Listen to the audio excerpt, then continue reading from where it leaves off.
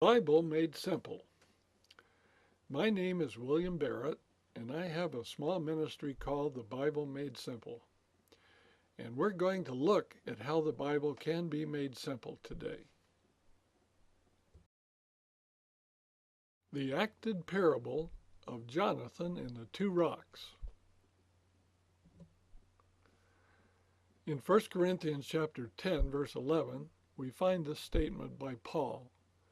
Now all these things happen unto them for ensamples, and they are written for our admonition, upon whom the ends of the world are come. Now when we look at this word ensamples, in the Strong's Concordance, number 5179, the word is tupos, and it means a model for warning, a type, a figure. Another interesting thing about this verse, besides it telling us that the things that were written in the Old Testament about the Jewish people are written for our admonition, is the fact that it says all the things, making it very easy. You don't have to pick out particular stories or things and say, okay, these are written for our admonition, for those of us who live at the end of the world. No, it says all the things. And so we're going to have to look at these Bible stories as acted parables of things that not only happened to the Jewish people on a local basis, but things that are going to happen to spiritual Israel, the church, in the last days on a worldwide basis. These things are going to be repeated again, and so we want to look at this as an acted parable. And the passage says this in 1 Samuel chapter 14, verse 4 and 5. Quote, and between the passages by which Jonathan sought to go over unto the Philistines' garrison, there was a sharp rock on the one side and a sharp rock on the other side. And the name of the one was Bozez, and the name of the other Sina. The forefront of the one was situate northward over against Michmash, and the other southward over against Gibeah. Now what questions do you have as you read this verse with me? Well, wouldn't you want to know why in the world these rocks are named? Why is it so specific to tell us the direction that these cities are located at and their names? These were my questions when I studied this passage. What do the names of the two rocks mean? What do the names of the two cities mean? Who does Jonathan represent? And where is Jonathan? What is the spiritual meaning of this acted parable or ensample? Again, referring to Strong's Hebrew dictionary, the word sharp, number 8127, literally means a cliff. And the word name, number 8034, means character. The name Bozez, number 949, is shining, and it comes from a root word, number 948, to bleach, to be white, fine linen. The word Sina, number 5573, is thorn, coming from a root word, number 5572, to prick, a bramble. In Michmash, number 4363, means hidden, like under a bushel, that is brought out in Matthew 5:15. And its direction is northward. Gibeah, direction southward, number 1390, means little hill, similar to the passage in Matthew 5:14 that says city set on a hill.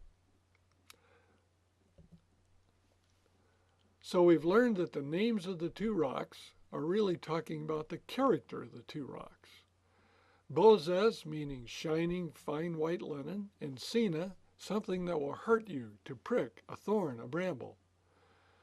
Well, now the Bible mentions two rocks. In Deuteronomy 32, verse 31 and 37, the Bible says, for their rock is not as our rock. Where are their gods, their rock, in whom they trusted? In 1 Corinthians 10:4, Paul gives us a little help here. He says they drank of that spiritual rock that followed them, and that rock was Christ. So we've learned that there are two rocks that represent two gods. One rock represents the Lord, Christ, and one rock represents Satan. Therefore, the rock Bozez represents the true God, Christ, shining, fine white linen. And the rock Sina represents the false god, Satan, something that will hurt us, a thorn, prick, a bramble. The two cities, Michmash, northward, means hidden, like under a bushel. And Gibeah means little hill. These two cities, as far apart as the compass directions of north and south, represent the actions of the two persons. God's actions are always in plain view on a hill, while Satan's actions are always hidden under a bushel.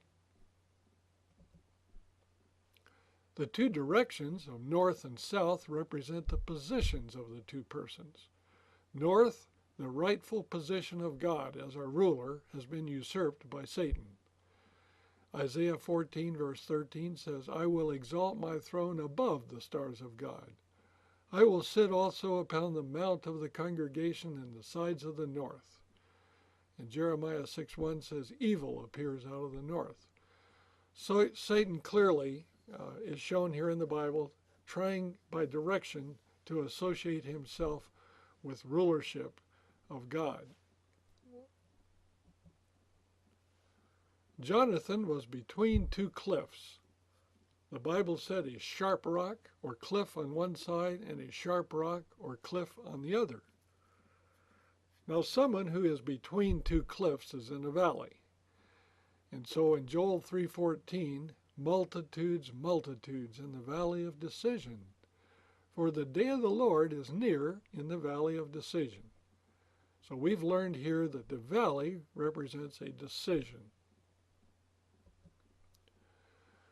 Now we're ready to take a look and see what the spiritual meaning of this action parable really is. In the story, Jonathan is on a journey to fight with his enemy. As he travels, he must pass through a valley where the two rocks are. Jonathan represents a person on the journey of life. Each person must enter the valley of decision, and they must choose between the two rocks. They will either choose the rock Bozez, which represents the pure life of Christ, or they will choose the rock Sina, which represents the wicked life of Satan. Very soon, all of us are going to have to choose between these two rocks.